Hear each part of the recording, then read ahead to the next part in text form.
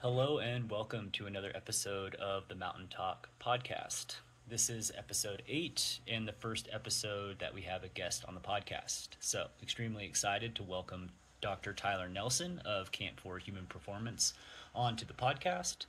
We spend just over an hour talking with Tyler about all sorts of nuances in climbing training, misinformation, and much more. If you are unfamiliar with Tyler and his research with finger strength, training, isometrics, recruitment polls, etc., I suggest you do a little background before listening to the rest of the podcast. We dive deep into those areas and we don't really stop to explain a lot. Kind of on a time crunch during the interview, so apologies for that. And we'll have to get Tyler back on to dive a little bit more into the nitty-gritty of things. If you're looking to find Tyler, myself, or Alex, you can find us all on our social media profiles, websites, and or amongst the show notes for this podcast. And again, if you're watching on YouTube, thank you. It's going to be a little bit more informative when we get into the anatomical descriptions of some of the exercises and the hands themselves that Tyler talks about. And for those of you who are listening on audio, I thank you for your support. Please reach out with questions, comments, or ideas for further episodes. Once again, thank you for listening and enjoy the unedited, unrehearsed podcast. And oh my God, yes. Man, now I feel out of place because I can't change my background on my phone because I'm a piece of shit. The phones don't let you do it? That's lame. Loser. So. Loser. Loser. Holy shit. Oh, I'm kidding. All right. Whole podcast of robots. Like, there's a bunch of robots. Oh, appearance. I didn't realize you could also change your. No fucking way. Oh, wait. I don't have. They're actually ridiculously good. They're like, oh yeah, that's sick. Fucking angry funny boss is pretty good. I almost look pretty normal, though, to be honest. I just need some aviators. Oh, this one's bad. I think we go something on the head. Look for love. This is gonna go to the whole podcast. I've done. Dude, this. I've already said. We've done podcasts like with my crew. We've done that before and just like fucked off for like way too long. These are so good. I mean, I've already started recording, so we're solid. You're like, I don't know how to get it off now. I got an octopus. Okay, let's go with. I'm gonna go with a spaceship. Yeah. I'm just gonna randomly change mine, so just be prepared if. I'm gonna go with the beanie and the warmth. Oh, the spaceship is. Oh, there we go. This is beautiful, actually. The shitty part about this Coming in hot. You're laughing the whole time. Right. I mean, obviously, that's probably what we'll mostly be doing is just laughing and talking shit. Yeah. I like your little arms. Thank you. I'm actually a oh my God. Professor. I just graduated. How long do you guys have? What's like our cutoff? Just so I have like a metric here. 2-ish at the latest, probably for me. Yeah, I can go. And it's 12:30 for you guys, right? Yeah, we can go hour and a half. So about an hour and a half, max. Yeah. Sick. Is there anything that like we should know or anything, Tyler, before we get started? I was just gonna brief you on what we would do and then fucking off to the races. No, I don't think so. You're like, absolutely not. We cannot talk about grandmas. Don't talk about my hair. Don't talk about my sweater. Yeah, send it, dude. All right. Sweet. So first and foremost, Tyler, super excited to have you on here. You're the first guest, episode 8. So excited for that. I guess we would start with just like a brief who we are, what we do, and what you consider to be the shittiest classic boulder problem that you've ever seen. Oh wow. Hell yeah, dude. Hell yeah. And I will I guess I'll start. So George, I've been a mountain guide for about 8 years, and I do fitness coaching on the side. And my shittiest classic, I'm gonna steal Alex's probably and say the Pearl. Oh damn! Thank you for reminding me. Red That Rocks. does suck. That boulder does suck. I fucking hate that thing. I'm gonna use that exact one. I have to. It's so bad. Do you want me to go next? My name's Alex. I am a athlete first and foremost. That's what I consider myself. I do stone lifting. I climb sometimes, although I'm temporarily retired right now.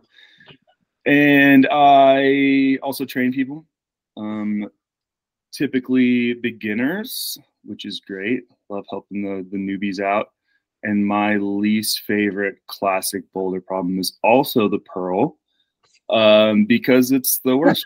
If you're over 5 foot pin, it is actually, even if you're over 5'6", it's maybe the worst problem I've ever tried.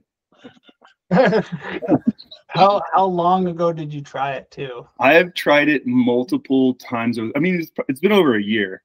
Yeah. But multiple times, and I've never sent that thing. Oh, And I don't care to. I really don't. It fucking sucks. I'm gonna go back.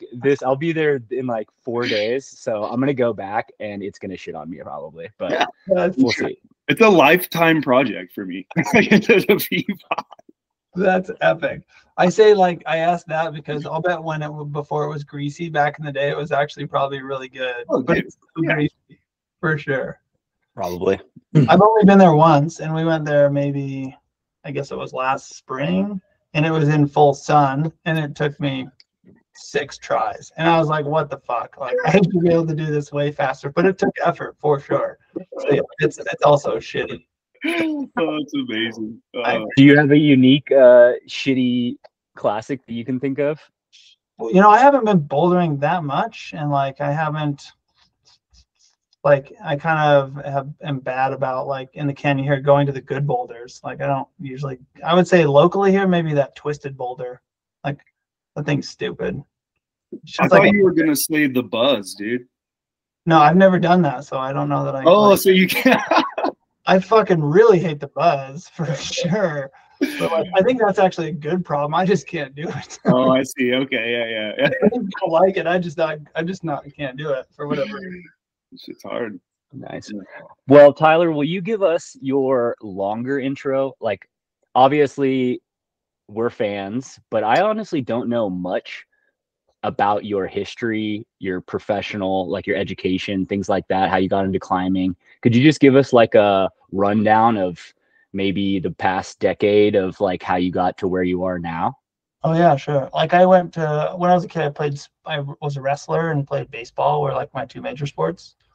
Like, I was like way into Greco-Roman wrestling, so like it's all upper body, like throw strength, which I was like really good at. And then I went to college, like, to play baseball. And then when I was there, I was like, fuck this. I'm not going to play baseball anymore, team sports. And I was really lucky. I met some friends that were from Michigan that were like into mountain stuff. But I did not grow up as a kid climbing in Utah. I would always drive up the canyons and see people climbing. I'm like, oh, I'd probably be good at that. It looks fun. And then I just met some kids that became my instant friends that were more aware of climbing. And then when I was in college, I just like moved to Colorado and bought a pair of fucking climbing shoes and started climbing, pretty much. Yeah. What did you study in college? I have a couple degrees, one in social science, social and behavioral science, another one in human biology. So I lived in Colorado in like a really cool town called Crested Butte, which is just by Gunnison, which is like so cool. And we would drive down to go to school at Western States, and just like there's some sick bouldering there, and then like got on a rope and started climbing. And then when I was done with college, I was like all about trad climbing. Then I moved back to Salt Lake, and it was all trad climbing for probably 7 straight years, like Indian Creek and Zion and Yosemite in the summers was kind of my thing. And then I went to graduate school. I went to way too much fucking school, and then came back and had kids, and now like bouldering is just more practical. I'm not going to die, so more trad climbing. No, that totally checks out. What was your graduate school delving into? So I went to chiropractic school, and then I did a master's degree in exercise science at the same time. So like I had a whole bunch of different things I wanted to do with grad school. I wanted to go to like do ethnography and study anthropology, but it's like my wife didn't want to live in a grass hut for Why not? I don't know. It's like someday I told her, I was like, we're gonna go do that someday. Like that dream is not given up yet.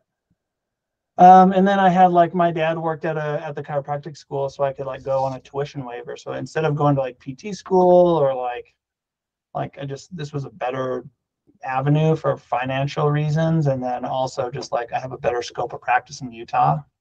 But I never wanted to like open a clinic. I just wanted to like get the education and have, you know, more options for what to do. And then how did C4HP evolve out of this process? Just out of grad school. Like out of grad school, I studied exercise science, and like all the education stuff was all physiology and neurology and stuff. And so then I just took my CSCS exam after when I was done with school, and then didn't study. Well, I studied a little bit, but passed by 1 point, which sweet. That's all you need, baby. I know. The test is actually really hard, but like took that test just kind of right out of grad school thinking I was gonna like do fine, and barely passed. And then like it's really like the sports science world and climbing is like pretty slow. We're pretty behind the time. So it's like been an interest of mine because I like science stuff and just like kind of chipping away at how we can maybe better our protocols and, you know, find ways to train that don't get us hurt as much as they maybe do, you know, and kind of piece things together over time. Yeah, you're definitely one of the people who I find as like, and this may be like, correct me if I'm wrong here, but this may be me projecting in a sense that it seems as though you're pretty adamant of taking like a more general sports science approach from previous histories, and then applying that as best we can to climbing, obviously researching your own paths and the science throughout. But would that be the case that you've maybe taken a more general or macroscopic view of climbing and then kind of now are sprinkling your own research and things like that into it? Or have you always been pretty focused on the climbing science once you've started C4HP?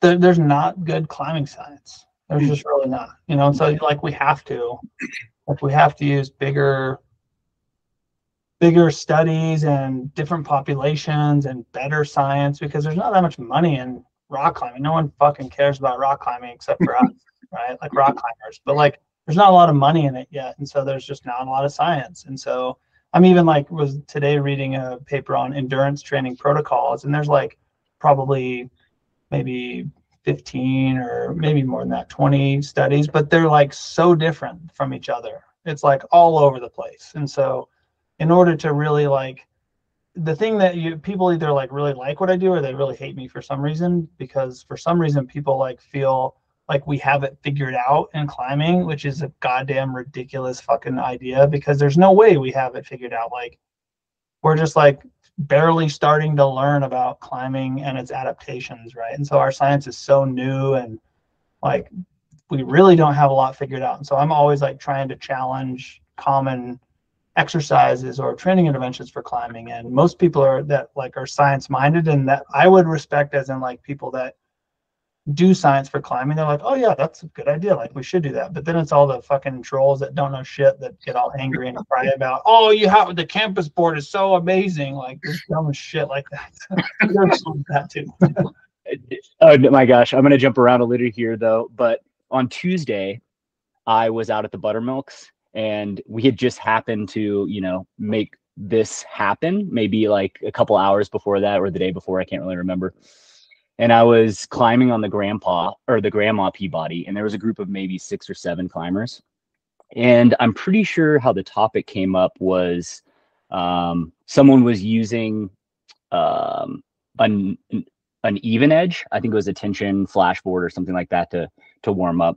And then we started talking, and I was like, man, I've been pretty excited about the uneven edge because I've been doing like the metric pulls. It kind of makes sense that I can get more loading evenly on my fingers. And just through that subtle comment, your name comes up, and I didn't mention it at all, but like 6 people are like, getting angsty. Like they were like, who the fuck is this guy? XYZ. He only climbs X hard. And I sat back and was just like, this isn't the time and place for me to voice my opinion. But just seeing that in person in the climbing environment was like a total mind fuck for me. Because how I see your science or your like approach to this thing is like, we look at the data, see if the data makes sense, apply principles that align with the data that you're seeing. And if it doesn't make sense from a data standpoint, then it probably doesn't make sense. And it's so hard for people to understand that because you're stepping on the toes of like hangboarding or campus boarding, and not to its entire exclusion. I think people are like misunderstanding or misrepresenting you in that way. So I kind of wanted to just see if you could just like set your side of the coin straight, kind of like, what do you actually mean? Like, is hangboarding bad? Is it supplemental? Like, I guess I just had this interaction with a whole bunch of people and I haven't had this before, and it was really heated. And I was like, well, I think he's probably just misunderstood. And so having you here, I was like, can we clear up a few of these things along the way? So what is that? How does that make you feel? And like, are there anything that you would say to the people who are like, you don't know what you're talking about? I mean, like I guess the easiest way to think about it is like, you know, why are you so emotionally attached to the fingerboard? Like, what's the point? Like, give me a good argument as to why you would get that emotional response. You know, the only data we have for climbing and the amount of force we would use on a hand when climbing, Lattice did a video fairly recently. And on their power move, they grabbed the hold and it was about 45% of the athlete's body weight. And there was 2 athletes. Right? So we can say, let's say on average, we use 50, maybe 60% of our body weight on the climbing wall. Why the fuck do I need to load 2 times my body weight on a fingerboard? It doesn't make any sense, right? And so one of the, and it's not that you can't get stronger on a fingerboard, and it's not that strength training is not productive, because strength training is, but people want to get too emotionally attached to the idea that the way the exercise looks is what creates the adaptation, which is not true. And that's not what the science would say. The science would say strength training adaptations come from the intensity, come from the velocity, and there's a coordination component, but the coordination component is not really the component that we expect to transfer between skills. So you can gain recruitment in your finger flexors, which is great. You can gain some stiffness in your connective tissues, maybe a little size in your muscle, but the coordination is not the same. And so it's not that you can't hang on a fingerboard and get strong, because you can, but like, what's the limit to how strong is enough? We have no fucking idea. And everyone just like an ego asshole just wants to say, oh, more is better. I'm just going to fucking do so much more. But I talk to people all day long with hurt fingers, and they're all doing the same goddamn thing. And so you hear that enough, you're like, why the fuck is everyone hanging on a 20 mil for 10 seconds and they have middle finger PIP joint pain? You're like, I don't know. It doesn't really make a lot of sense to me. I've never, and the examples are opposite. Like, you know, like I've never used a fingerboard to train my fingers, but I can do way more finger strength stuff than most people can. So how the fuck does that make any sense? Like, why? So like, people want to listen to professional athletes, and I'm going to do what professional athletes do because they know what they're talking about, right? So you take the 1% of people and you follow what they do. That's fucking stupid logic. But then also you take someone like myself that can do weird things on these fingers with no training. And so it's just like, it's just kind of messy, right? It's just like, you have to, I think people are lazy when they like hear my information. You have to like actually try to understand what someone's saying, because it's like nuanced and it's always like subtle, and there's not an answer, and it's never like this for sure. It's always like, it depends, you know? So I think It's a bit of laziness, but a bit of like kind of people having big egos, and like, you know, I don't know. It's weird. I've never really experienced that all that much, but there's definitely a subgroup of people that like have a total distaste for me for whatever fucking reason. Like, it's very bananas to me. I don't get it. No, yeah, but honestly, yeah, that was the first time, and I was like, holy shit. But I definitely noticed in the round table, like a couple fallacies. The one you mentioned about like this person climbs X grade, so I'm going to follow what they do, or the inverse, right? That this person doesn't climb X grade, so they don't know what they're talking about. Those are equal fallacies to me. Like it's irrelevant if they know what they're talking about. But they kept bringing up things like spray walls or training boards or steep climbing. And I was like, well, this all makes sense because it's more like the activity and you're getting stronger because you're training on small holds and you're working power that's more like the sport itself. So like 50% of it was just like ignorance is bliss or don't want to do their research, and 50% of it was like echoing what I think sentiments that you would actually be like, yeah, that makes total sense. Like there's a reason a lot of people spray walls work so well.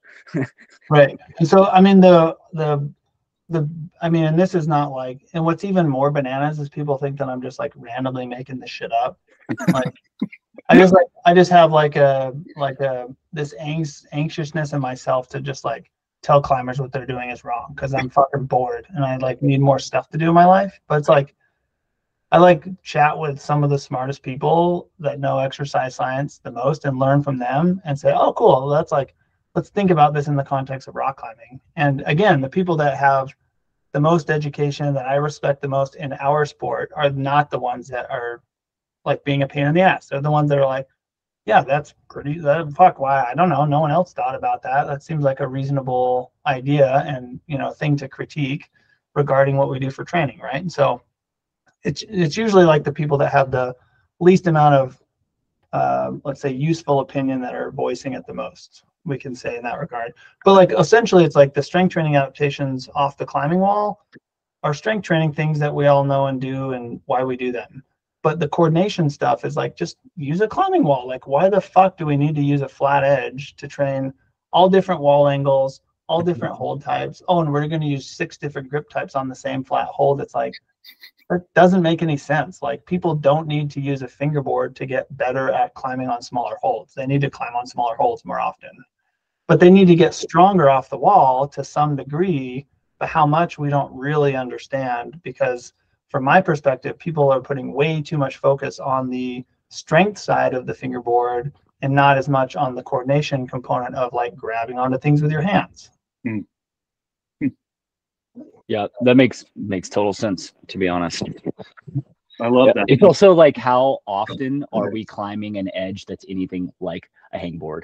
Like, I mean, I don't think I've ever felt a hold that is like a 15 millimeter edge on perfectly flat. Ever. Yeah, perfectly flat. Just like, I think, well, even if it is, it's like you can't always put your body directly below it, and so it's like totally. You know, and again, it's not like, I don't really understand why people have such an emotional attachment to the fingerboard, because I've never said that like fingerboarding is totally a waste of time. I prescribe fingerboarding almost every day to people with finger injuries because it's a really easy way to overload the fingers. It's a really way to like get a load that's predictable and we can progress. And it really is just like, there's just a whole bunch of nuance that requires people to understand a little bit better and actually put a little bit of time into what their opinion is. You know, it's like the hardest thing about the world now is like, just because you're a rock climber and you climb hard and you have trained in the past does not mean you know what the fuck you're talking about. Right? And like, I drive a car and I've driven a car since I was 16. I don't know jack shit about cars other than where to fucking put the gas and how to turn it on and drive it. Right? So like, just because I drive a car doesn't mean I have like a strong opinion on what I should do for my car's health. Like, I don't fucking know, but everyone now has an opinion and they have to voice that opinion acting like they're an expert, right? And like, it's just kind of exhausting for people that actually put a lot of time into like trying to push our sport forward. You know, it's kind of ridiculous in a lot of ways. That makes sense. Alex, I think you had some questions too. Oh yeah, and I was just gonna say off of that, I think people are just scared of the change. I mean, that you get told something for your entire climbing history. You know, like we've been climbing, me and George, for like what, over 15? Wait, something like that. 2008 is when we started do the math. I don't know what that is. But yeah, it's like long enough. Yeah, it's long enough. It's like that's all we've ever heard was like, you got a fingerboard to get stronger, gotta hang, max hang. It's just like jammed down your throat. And I think when you see that from so many sources and then have somebody come in and be like, hey, there's actually a better way to do that, people just want to be like, fuck you, bro. Like, you're obviously wrong because you're the outlier here. So I appreciate you because I hate hangboarding, and it's nice to hear somebody say that I don't have to do that. So thank you. That's not even like dirty detail stuff. Like when you actually get down to like the dirty detail stuff, like that me and Steve did on the Nugget podcast, like the last like chunk of that should be like enough to make people pause and be like, wait, that's really weird. Like, you know, if you do like a different type of muscle contraction, like with the Tindeq, if you guys listen to that, and you actually like measure your force with your fingers, right, pulling, which is more like a muscular load, and then you have a session, and then after you retest, you're like, wow, my force is down, my fingers are tired. Wait, I can still hang on a 15 mil edge with one arm? Like that should really be able to happen if the fingerboard really represented finger strength, muscular strength. Right. Like it just doesn't. So like, I'm sorry, fucking cry about it all you want. Like the physics won't be wrong. The numbers aren't going to be wrong. I've done it on plenty of fucking people to like say, like, it can be risky in the sense that if you're not getting feedback that's meaningful on how tired you are on a fingerboard, it's risky as fuck in that case. And so if there's another way to do it, why would you not do it? Like, I don't get it. Like, but again, it's like kind of a old school kind of ideas keep getting propagated kind of stuff. And it really comes from the lack of like a requirement for like what it takes to be like in our industry and like telling people what to do and giving them information, right? That doesn't happen in other sports as much. Maybe to some degree it does, but like that's one of the things that we're maybe trying to help people with is just like educate them that like I don't know. Yeah. We need to make I mean, it's definitely shirts. We need shirts that say fuck hangboards. Well, the funny thing is well, let me say one more thing with like the campus board, like there's research on the fingerboard. Like there's I don't know how many studies, but there's plenty of studies to say, hey, hanging on your fingers. What's funny though is even the more modern fingerboard research shows that pulling on a fucking edge, just like I'm showing, increases peak force the most. Like that's not my fucking idea. Hopefully those people you know, there's other research showing the 10-second board makes people stronger and makes them hang on longer. Yeah, big fucking surprise, whatever. Right. But like that's not like my research. I'm just like using ideas that make sense because the researchers have done that too, to like think about how and why we do these things for rock climbing and how it actually applies to our sport. You know, so there's research on the fingerboard. There's 2 fucking papers on the campus board. One of them just shows that the athletes that did the campus board protocol 4 times per week got stronger on their fingers. Their peak force went up. Great. And their ability to do more repeat efforts on a campus board also went up. So they got good at the campus board and then they got stronger. Wow, big fucking deal. Like crazy. Crazy. Why am I surprised by that, right? That doesn't mean their power didn't go up. Their rate of force development didn't significantly go up. So it's like, why does every gym have this gigantic campus board station when no one even fucking knows what to do with it? No one even knows what the adaptation should be. Totally. And if anything, you're definitely just getting more coordinated at campusing. Campusing. And I've said many times, maybe that's a skill that you want to get good at for whatever reason. Cool. Like, makes sense. Like, whatever, people can do whatever they want. But if it's like to get better with your feet on the climbing wall and to be more powerful on the climbing wall, there's better ways to work contact strength because it's dependent on the wall angle. Because that's another thing that's tricky is like the campus board's fixed at 15 degrees, but everyone magically thinks it's going to transfer to every angle 40 degrees, 60 degrees. Like just use a fucking kilter board. Like it's the same thing, you know. Board climbing is a replacement for the fucking campus board. Yeah. But people don't see it like that. They want to do both, but people get hurt doing both, right? And then they're like, oh, I wonder why I'm hurt. Like I should do this random exercise that someone showed me. Yeah, let me throw in an additional add some extra random shit to layer on fatigue. Yeah. I mean, I feel like it comes down hilariously enough to just like the methodology of science and critical thinking, where it's like, we have data, let's update it if it makes sense and throw away the things that don't matter. Like when you were talking about the Tindeq and that from the Nugget podcast and a lot of your Patreon work and stuff like that, that is one intervention that I put into my personal training and climbing, is just reading the metrics on my fingers to have an objective measure of how fatigued they probably actually are, rather than how much I feel like they are. So if they're feeling strong, maybe I'll take advantage of doing more loading to those. If they're feeling weak, then I'm going to do something else. And it's like a very simple intervention that's objectively measured. And then it helps me through the rest of my training history. For sure. And if you go into a training session and you're tired, you could still do a heavy fingerboarding protocol. It's like, what's the point of doing that? Are you trying to make your muscles more sore afterwards? Like, are you trying to make your joints overloaded? Like, if you're not getting any adaptation from your training, you shouldn't fucking be doing it. Right. And it's not, again, that's useless. It's just that it's hard to understand what's going on because of the different, styles of loading there. I wish we had a soundboard so I could just click it and it would be like an explosion sound when you say something like that. Like yeah, like so we got some questions that we thought up here, so I'm just gonna lay them on you. And we have a few, so maybe we try to keep it a little more brief. I mean, rant away. Like, there's. Sorry, I'm ranting. Please. We literally just rant. I don't want to rant about the fingerboard, because the downside is like people want to like think that I'm like this out to get climbing science person, right? Like, that's fucking ridiculous. Like, I've never in any post I've ever made mentioned anyone's name and said this person's a dumbass. Like I've never done that. It's like, hey, these things maybe don't make sense. Here's why. And people are like, fuck that guy. He fucking has strong fingers, but he only climbs V10. Like, people are such jackasses, Only climbs V10. People will do that. Like, but I don't know. Say I have one hip. Fucking let's see you climb V10 with one hip. Like, bro, I can barely bring my fucking knee. Like, I can't even fucking externally rotate my hip. And fuck you guys. Yeah. I don't know. I have that spirit inside me still.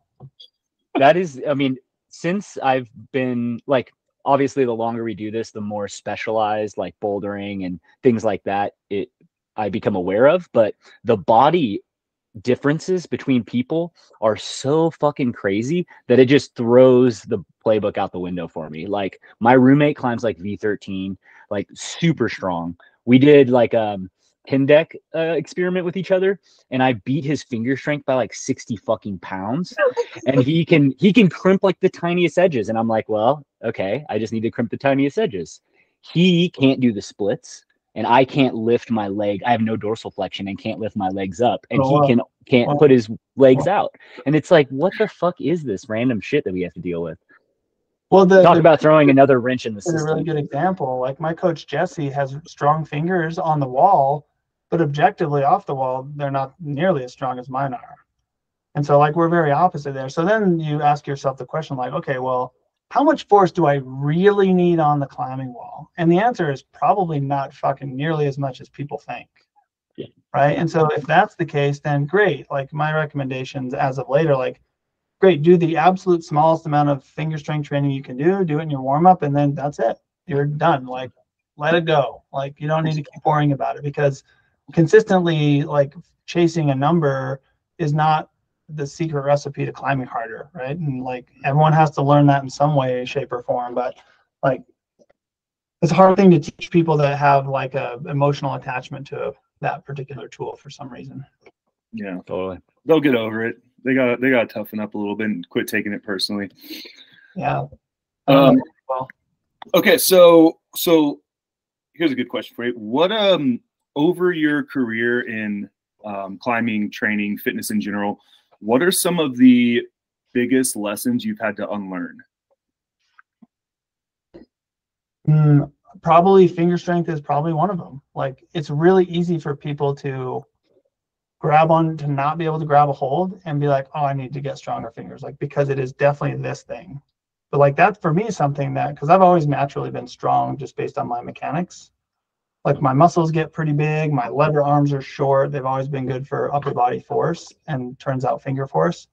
But like, that's absolutely not even close to my personal limiter. But it's really hard to catch yourself in the moment and be like, no, I definitely need to focus on other things. So I think that talking about finger strength training so much just in the broader like climbing world is definitely one of the biggest like things that I had to unlearn. The other thing too is like, you're not going to be like someone else. Like when I was in my 20s, I would try and do all this flexibility stuff because I knew I was not flexible.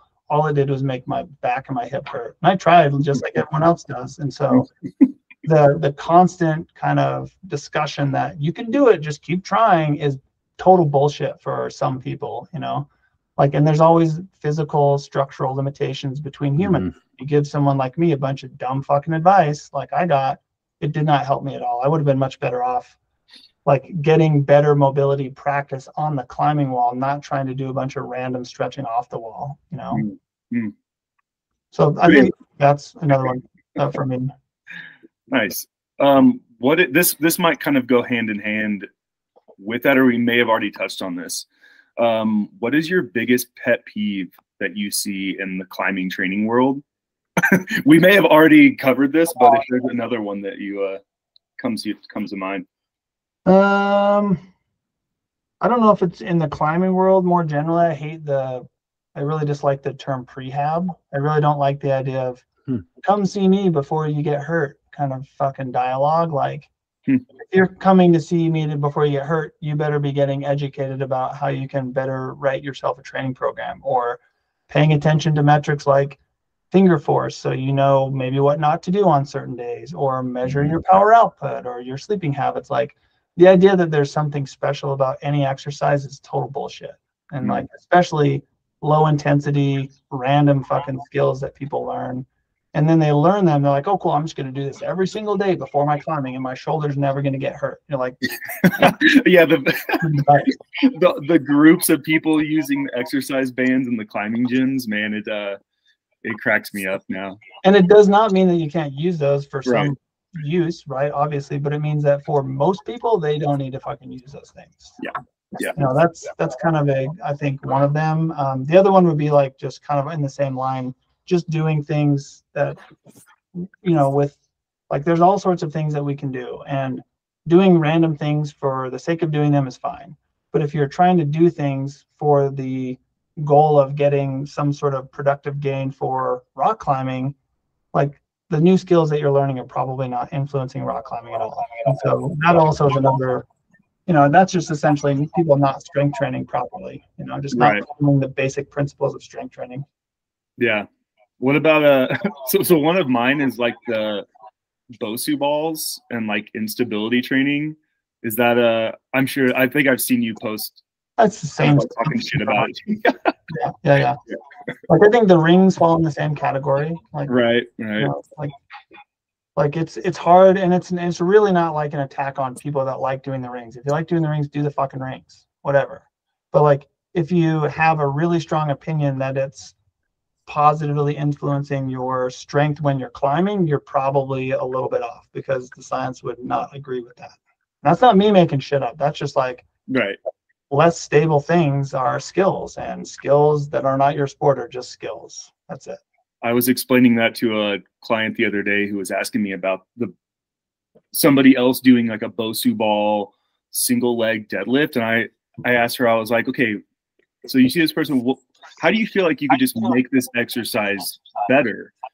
And I was impressed by her because she was just like, well, the ball makes it seem really like unstable.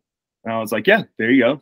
Take away the weird Bosu ball and just like you have a higher force output. So you're going to have a better stimulus on your muscles if you just make the exercise actually stable. But yeah, I see it all the time. And I never know also, like, it's not my place to be like, hey man, here's like a helpful tip for you. So I just don't say anything, because it's like, you know, I would never do that. I would never like, and that's the thing, is I would never go up to someone in the gym and be like, hey, that's some crazy shit you're doing. Maybe you should stop it. You might want to. Like, I don't want to all the time, but like, I would never do that. Like, I don't really care. Like, people are doing it for all sorts of reasons. I don't fucking know what they're doing. But when people like want to like make the assumption that said thing is going to help them with a rock climbing skill and they're really passionate about it, I still probably wouldn't say anything to them. But if those people come at me, they can fucking get an earful, because like the biggest like complaint for me though is like people want to attack me personally and like my education, because they think chiropractors are fucking whacks, which granted many of them are whacks, right? And that's why I like don't do that at all for my job. Like my education was really good, but like I don't do any of that manipulative therapy stuff. Like I just like look at fingers and shoulders and elbows all day. But like they want to attack me personally because of that credential. They don't have anything that's a good argument or substantive to say against what my actual comments or my ideas are, which is even more super lame. So if you're watching this and you're one of those fuckers, fuck off. Get fucked. Like if you want to talk about something and be like constructive, like that's cool, but no one has anything like meaningful to say. They all want to be a bunch of whiny bitches about me personally. They don't even know me. It's like, it's super pathetic. Yeah. Oh, that's great. What do you got, George? Questions? I was wondering what you are most excited about in your current research, and if you would tell us about it a little bit. Like, I think for finger strength training, like I said with Steve, like I'm kind of done with like finger strength training research. Like I personally am super satisfied with like what I've learned about it and what I understand about it. And like I've applied it to so many different clients with finger injuries to like just have them use different methodologies for warming up and strength training their fingers. And on average, they all feel just as strong as they did. They're all climbing just as hard, if not harder than they did, but all of their fingers are way less sore consistently. So it's like, just like, I'm pretty satisfied with that. I'm psyched about like rate of force development testing and like power output stuff, but it's like, I'm waiting for Tom to get me one of the digital rungs from Lattice that I'm going to put on my board, because I think we need more numbers on the climbing wall to really see what's happening at the fingers, to really make good assessments there. But right now I'm like, have these new SMO2 monitors and doing a bunch of endurance like protocols and testing, you know, what muscular endurance really means, which is interesting because that's like something that has been studied quite a bit in the climbing world, but all of the papers that are more recent will admit in the beginning, it's all over the place. So we don't really have strong validated, this for sure is what we want to do. It's just like, people are just like investigating, which is totally normal and scientific. Like people are trying new ideas and trying stuff out and seeing if it correlates. So kind of interested in doing similar evals with like the overcoming and yielding isometrics with oxygen monitoring in that direction as well. Yeah, that honestly, watching some of that data from you and the SMO2 and actually seeing it on the graph, like the oxygen uptake in the musculature of the forearms during those repeaters on the overcoming isometric was quite, I mean, I was quite blown away just to see that on data. Like you don't have, it speaks for itself. It's super interesting. It's like, you know, like the argument with the strength training stuff, not an argument, but my take is like, the fingerboard is not as direct a muscle load, right? We need more like active engagement on the fingers. You can do that on the fingerboard. That's great. Do that. But the load's going to be lower than what you would hang, right? The same thing applies though for the endurance training. And when we do it from the ground, and I've been doing a bunch and Colin's been doing a bunch on his end, like with the curling method, it's noticeably more muscular of a stress than is lifting something off the ground by a lot. But then when you reach your arms overhead, there's more SMO2 drop, more oxygen use with both, more with the curling, but then there is with the hanging too. So it's like a blood flow restriction thing, a compression thing, not really showing more muscle activity. So, and that's what I'm reading these other papers is they're all doing it like standing and either hanging or they're loading with their knee, their whole body. So they're doing a yielding style isometric with all of these tests. And so like I'm going to do a podcast with Josh from Lattice, I think, on endurance maybe in a couple of weeks too. And my like thought there is like, well, we probably should do those tests in those same positions with like more muscle active positions and actually see what the difference is. Because when you're falling off a route, it's not because you like can't dead hang on the thing. It's because you can't hit the hold and stick to it. So like your contact strength goes first. And that's what the science would say when you get metabolite accumulation, your shortening velocity in the muscle goes away first, because that's a concentric thing, and the actual contraction speed will not be available. So then you just won't be able to hold on to the thing and fall off. So I'm not really sure. I'm not really convinced that those tests really measure muscular endurance like they could. You know, it's kind of what I'm interested in poking around at now. I'm sure it'll make me a fucking ton of friends in the climbing. Do you have a hypothesis at the moment about, I mean, obviously there's different metabolic pathways depending on the intensity of which you're recruiting. Like you say, like 40% versus 90% or whatever. Do you have a hunch on the catch-all percentage if you were to implement that into training? Like, would I do maybe 60 to 70 of my 1 rep max percentage repeated, like a repeater style? Or do you think like higher into the intensity range, less volume? Because I don't think I like am kind of basing it on like a 50 to 60% overcoming style load, which kind of equates to, like, I would say if the power move that Josh and Billy did was like 45% body weight, it's maybe like 45, 50% body weight. It's definitely not 60% body weight, the average move on a route, you know, and it's going to be different for every athlete, obviously, and their grade. But like, I think in a lot of ways, like, you know, and that's another thing that people are kind of bitched about is like, if we're trying to train like muscular endurance on the climbing wall, it's really hard to train muscular endurance when the skill is involved, because if you do like a climb and you're going to do it more reps in the same time or make them harder, there's so much of a skill component, which is great for climbing. And when we're climbing, that's exactly what we want to do. But if we're actually trying to train and we're not trying to focus on sending, we need to be more targeted with the actual things that we're trying to target. And in this case, like, we want to target more muscles to make the muscle adapt to a stress, deplete its oxygen, recover, refill, and do that again. Recover, refill. But if we're using a method that doesn't really stress the muscle all that much, and we're getting pumped still, that's probably not as good of a muscular adaptation as it could be. Does that make sense? Totally. That makes total sense. It seems like it's just applying a more general principle so that we can target and progressively load it or do whatever, reproduce that over and over, and then figure out how to coordinate it later. Yeah. And so that's what I'm writing in the article now for Climbing Magazine. It's like, you know, the eccentric types of loads are hanging on your fingers there's more efficiency there. And that's built in. And that's amazing. We want to use every bit of efficiency that we can when we're on the climbing wall. Right? But in order to make my muscle be able to tolerate more contraction cycles, in addition to that efficiency, I can't just get more efficient climbing. I have to actually stress the fucking muscle and make the muscle adapt and make the capillaries adapt.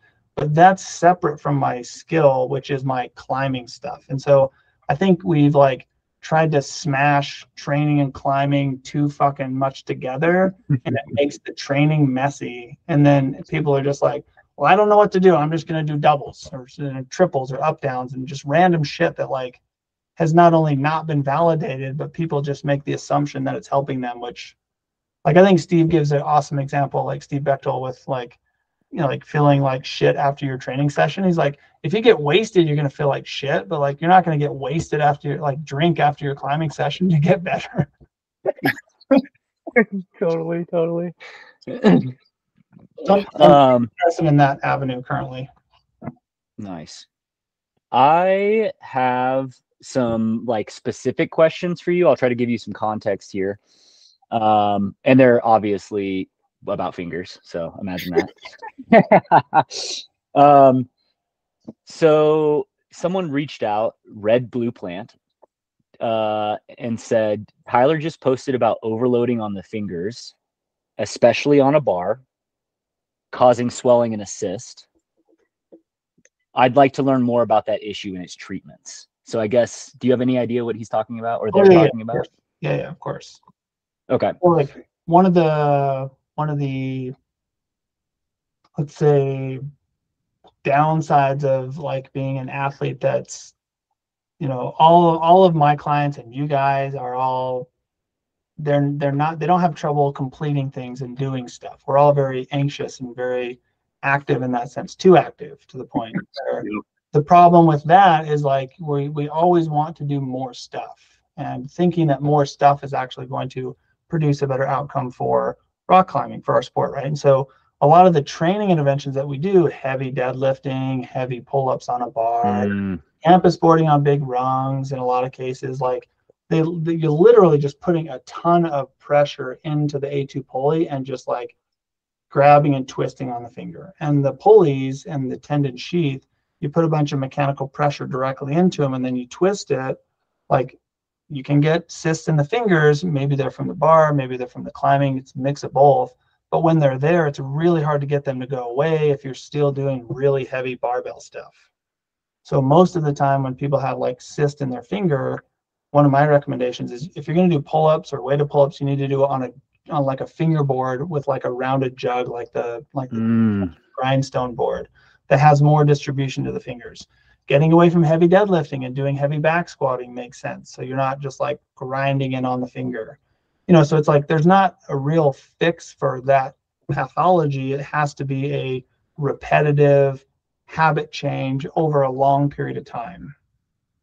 But I've seen some pretty fucking bad ones from all the, if any of the shitheads are listening, from pro climbers giving fucked up advice to people that are not pros.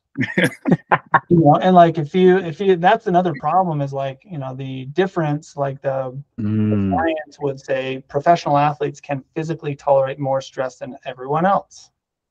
So if you take that approach, I'm gonna do what the pros do, like, good fucking luck. You're just gonna get hurt because you can't tolerate that kind of stress. And so this particular individual was doing like 3 days in a row of climbing. They were doing weighted pull-ups and fingerboarding after one of the sessions. On another day, they were doing campus boarding, and they were like climbing V5, V6, using big rungs. Yeah. And so they were just constantly like pounding on their finger. And theirs, not A2, theirs was the A4, but their A4 pulley was cyst was proximal.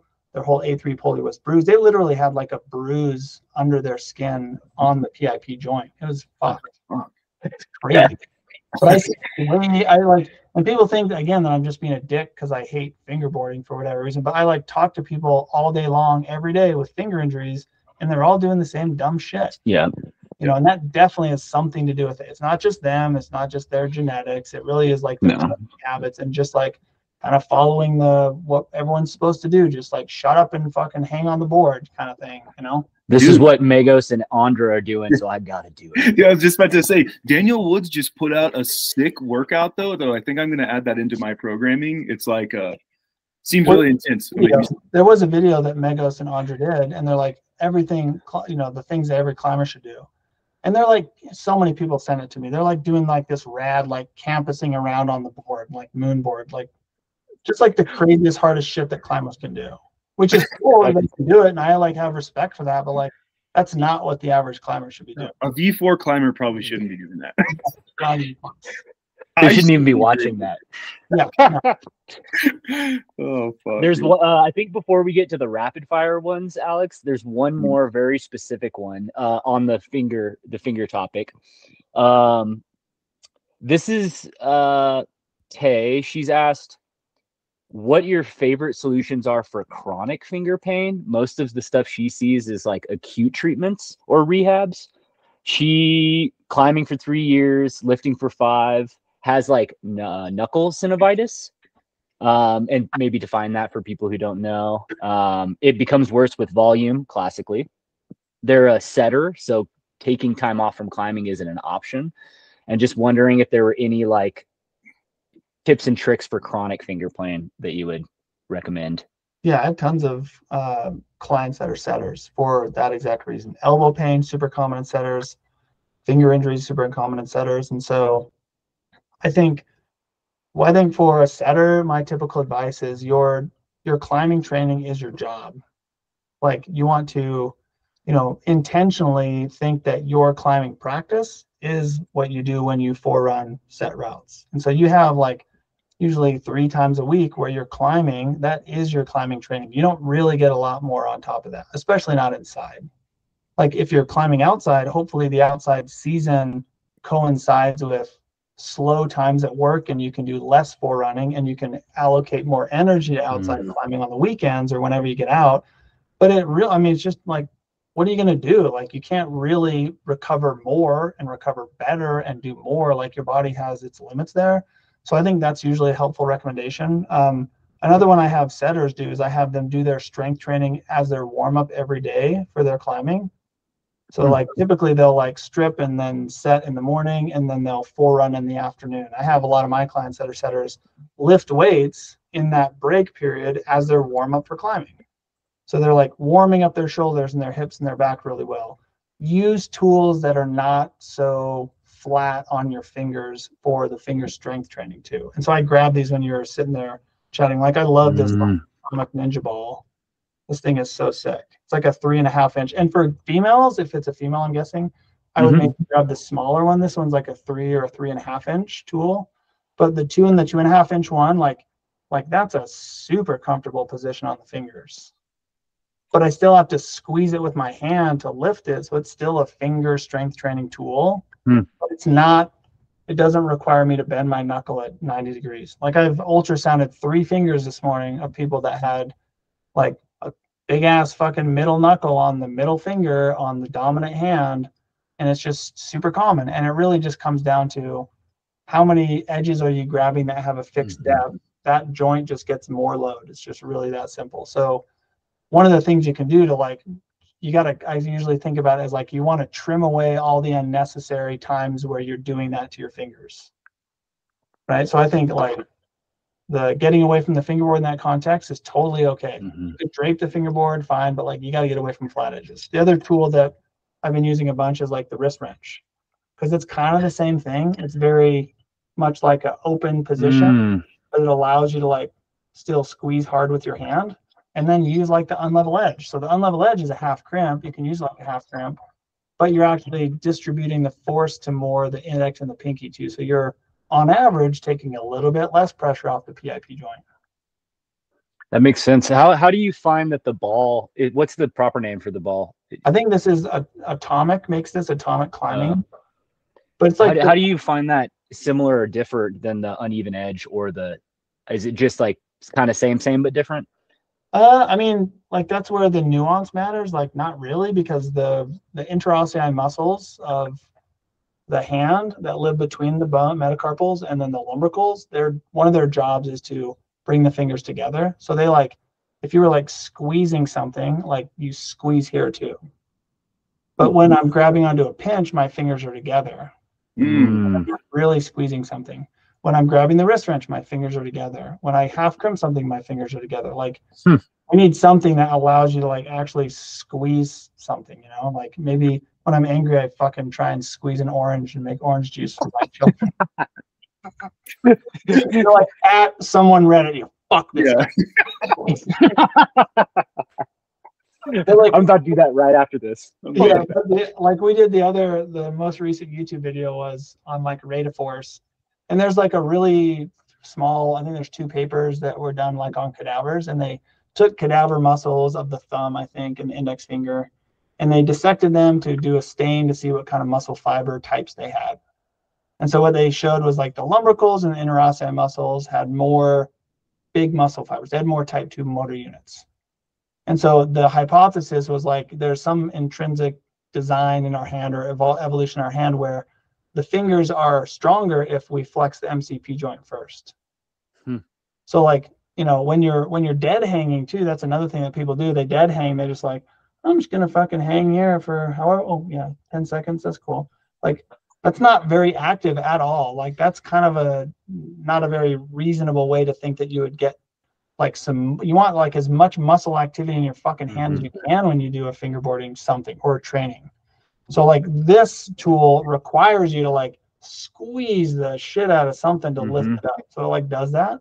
And then the other thing I've been doing with the unlevel edge is having people intentionally like curl at the MCP joint before they stand up with it. So if they're doing like a lifting style, like and your fingers are at 90, you want to flex your MCP joint and then lift it up.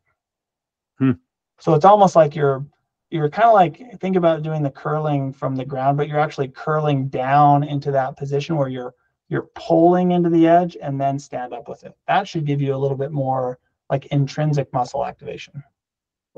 Sick. Wow.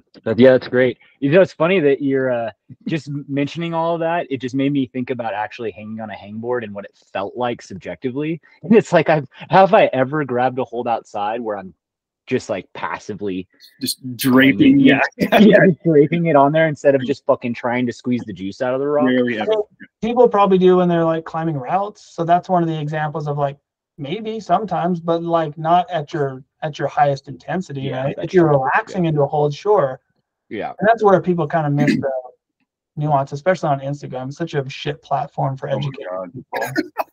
You know, but I try and whatever. I do an okay job, but like it misses the mark for all the time.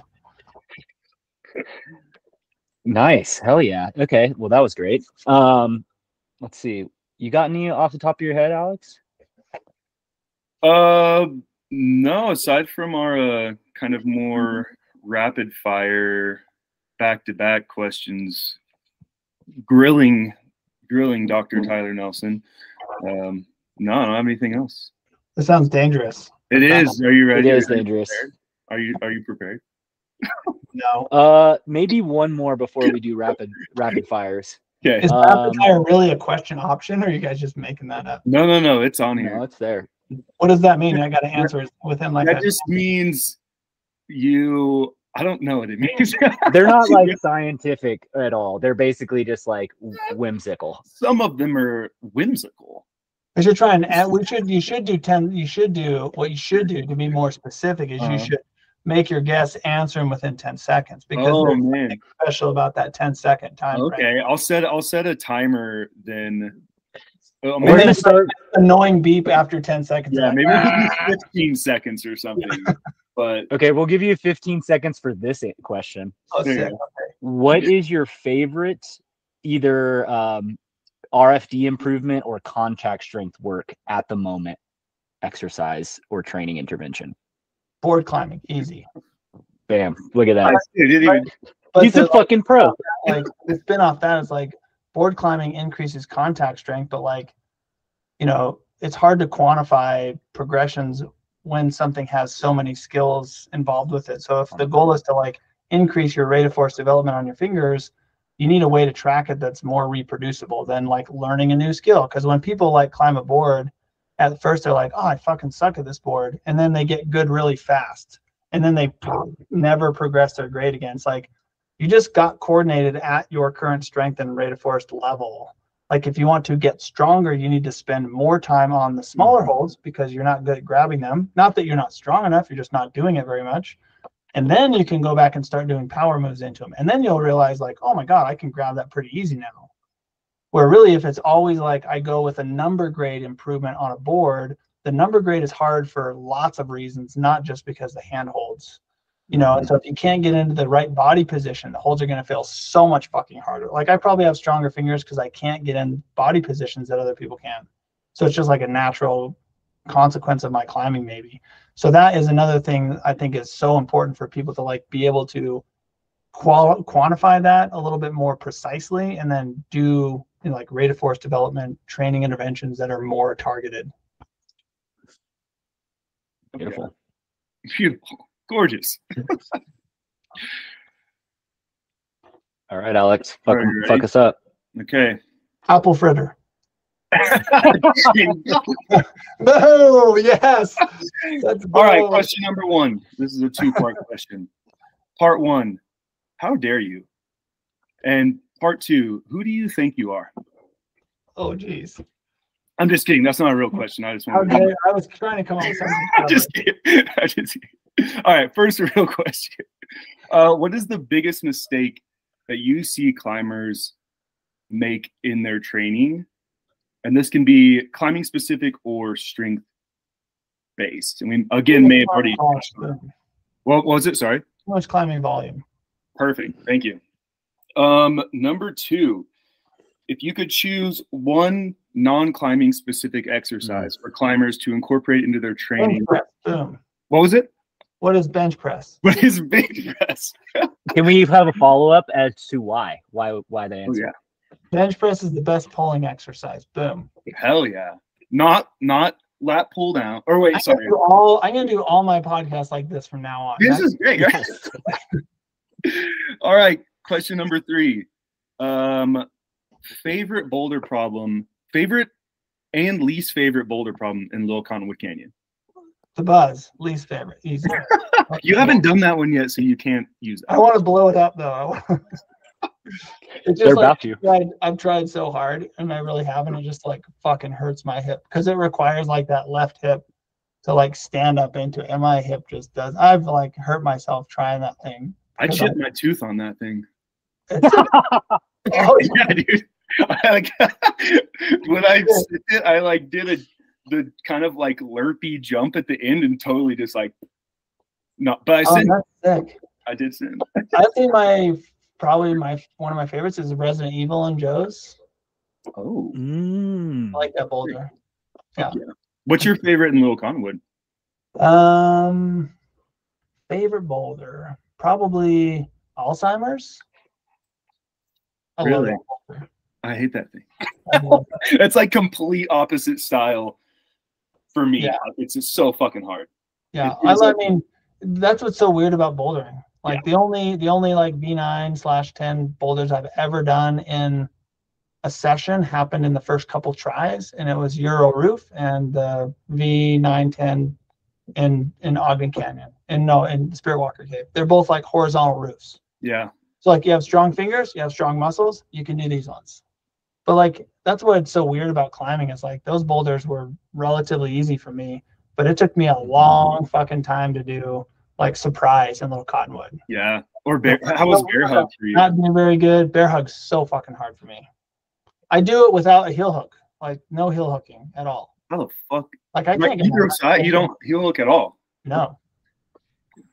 You're crazy. It's bananas. Bro, you crazy. I mean, like I can't heel hook around the corner. My hip just can't do it. I can't stay on like that. If I don't, I wish I can't climb anything. I have to. This is exactly what I wish we had enough time. Maybe we'll get you back for the grades. Comment like I want a grades and projecting discussion, and because it's just like there's so much to talk about with that. But sorry. I think what people need to do, and what I've had to do too, is like just like remember why you're doing it and have fun and push yourself and like enjoy the shit out of it and like train for the sake of training. Like, and that's I think one of the most important things about strength training period is like strength training is designed to give you the opportunity for more quality practice. Like getting stronger fingers will not guarantee you an increase in climbing performance. Getting stronger chest with the bench press, although it probably will not really directly give you an increase in sports performance, right? Like, so it's always like, in order to like get better at our sport, we have to intentionally practice our sport. To intentionally practice our sport, we need to keep the volume low, so we're not just doing a bunch of reps when we're tired, which is not the same coordination adaptation as it would be if we were recovered. So like the climbing volume thing is not like, oh, don't climb a lot, because that's definitely what you have to do to get better, but you should climb and have shorter sessions and have more intentional short sessions than having really long sessions. Really long sessions are hard to like make good use of with training for training purposes. Quality over quantity, baby. Yeah. Okay. Why is Salt Lake so great, and how do we convince George to move here? Ooh. I don't know. I'm actually trying to move out of Salt Lake. Oh, what the That's fuck? my boy. Fuck you, Alex. Oh, well, never mind. Fuck you guys. Yeah. Come to Bishop. Wait, where are you trying to move to? I don't really think that I'll move because we're like this building is like we're probably sign a new lease for 4 years, but I would move to Vegas. Nice. Vegas. I would move to Arizona. Like I'm sick of the winter and I don't really ski anymore. Yeah, I feel that. I'd rather have climbing and warmth year round, 100%. I would. Yeah, that's like the biggest downside to living here, aside from the pollution and the weird politics. Sounds like you guys should come to Bishop. Maybe. That's all I'm saying. It's a little small. Bishop sounds cool for sure. I've never spent Bishop's time. awesome. There hasn't been snow here in town this whole season except for one day until this weekend. Well, okay, here's another one. What is your least favorite tattoo that you have? And we all have to answer this one. ooh, the first one that I got, which is on the back of my shoulder. for sure. Can you describe it to us? What is it? Or are you going to show it to us? Like I went to play baseball in Hawaii, and so it's like a sun with a wave in it. Sick. Sounds cool. Like what you would expect, but I'm not certain. Like that's a funny thing too. Is like for me going there, I was like an athlete my whole life. I was like, oh, I'm a really good athlete. I'm gonna fucking surf. Like I should have died surfing. I am not built to swim. Like I'm a tank. Like I got a big fucking caboose, a short arm. Yeah. I was the worst surfer. Like I could stand up but like paddling into waves, man, my arms did not tolerate that. Oh, Georgie, what's your least favorite? I think it has a good meaning, but I have the bumper sticker on my back. Oh, yeah. I've got the coexist bumper sticker literally tattooed above my shoulders. What's great is like now you can like remove them or like get them covered. Yeah. That's true. Luckily, it's on my back, so it's like I don't even fucking realize it's there. So I don't even care. You just gotta marry somebody who is an amazing blackwork tattoo artist that can cover up all your old shitty tattoos. What about you, Alex? Mine is when I was 17, I got a Death Cab for Cutie album cover tattooed on my hip, which we're doing a cover up on Sunday, this big blast over piece. So it won't be there very, very much longer, thank God. I like that band though. Those guys, I like those. Yeah. I mean, they were like one of my favorite bands for a long time. It's just every time I look at it now, I'm like, I want it off me. This is not me anymore. It's just kind of like just a weird tattoo. Like it doesn't fit there at all. So I'm psyched to get that out of there. Let's see. What's what's your position on the gondola? Yeah, that's why I want to move out of Salt Lake, I guess. I don't know. It's hard. I can see both sides of that argument. It's not a win for anyone really. Right. There are better options. I would say fuck the Icon and Epic Pass, really, more than the gondola. Because it certainly wasn't that busy until those passes came out. Then shit just got crazy real fast. Yep. Even when I first moved back, like I would go backcountry skiing on the weekend. It was fine. Like more people, but not a shit show. It's a shit show the last 4 years. Yeah. That's probably from those passes. Yep. Love it here. Okay, why is Gojira one of the greatest metal bands, and why is George's brain too smooth to appreciate them the way that we do? Jesus Christ. Gojira is metal to the core. You know, they're so like talented and like so heavy, but like they're singing about like saving the whales and shit. It's so great. It's so sick. No notes. That was saving the rainforest, man. Like. Yeah. Thinking about saving the rainforest is metal to the core. Exactly what I was going to say. No notes. Well, we have so my last request is all of us have to recommend one artist album for our listeners to go listen to in the metal genre. And each other. Oh, easy. Then I forget the name of the new one, but the new Jesus Peace album. Jesus Peace album. Alex, you're going to that show April 1st. Oh yeah. Or April 30th. Maybe. Oh yeah. That's gonna be so sick. They've never played in Utah. So unknown is the album name. So unknown. Jesus Peace. So unknown. Jesus Peace. Shit is heavy. I'm trying to find a good AI generator. Someone sent me a video or a picture. My buddy from Vegas sent me an AI image of a leopard with a flex bar. Like backing on Kelly Starrett, like the supple leopard with like yeah. And I was like, you need to make Jesus using the flex bar. Oh my God. the response came up like, like being respectful about religious things, and it's like, I don't know that we can do that. I was like, oh, it's fucking AI. This might be too far. What is yours, Alex, for us to listen to? So a band that I mean, you already know Wayfarer, and then Tyler got to see Wayfarer live when they opened for Baroness. I was feeling my next one, Baroness. Yeah, there you go. But I think people should check out Wayfarer. But since you guys already know that band, I'm gonna say the album Demi-God by the Polish black metal band Behemoth fucking rips.